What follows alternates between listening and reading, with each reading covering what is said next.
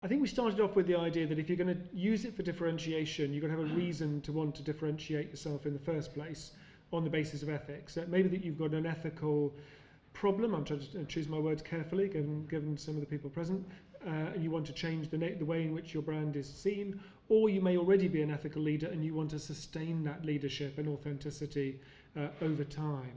Now, who are you differentiating yourself to? And when we looked at it, of course, what we recognised is that this goes on the annual report, it goes on the corporate information typically. SSE have used it very proactively within advertising, but still within a relatively opinion former kind of narrower setting. And we wanted to ask the question, is that the way it's always going to be? Or could this be of use in terms of B2C, business to customer relationships?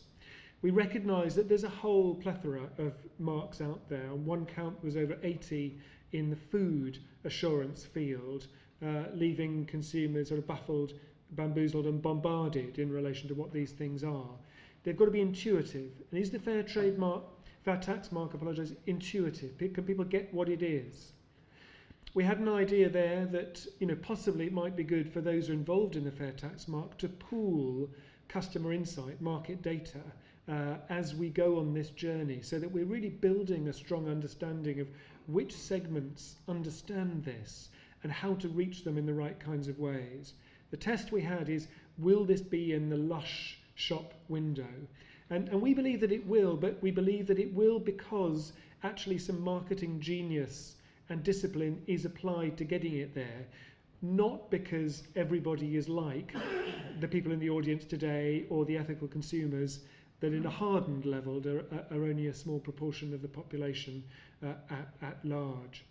The other group that we thought was particularly exciting for differentiation was colleagues, staff that are working within the business, to engage them and to help them feel proud of the enterprise. And again, if you can show that taking the fair tax mark contributes to that kind of customer engagement, well, those of us from the cooperative side will give you stats of good business case data about how having that kind of employee ownership and sense of ownership delivers on productivity, business innovation and commercial success all the way around.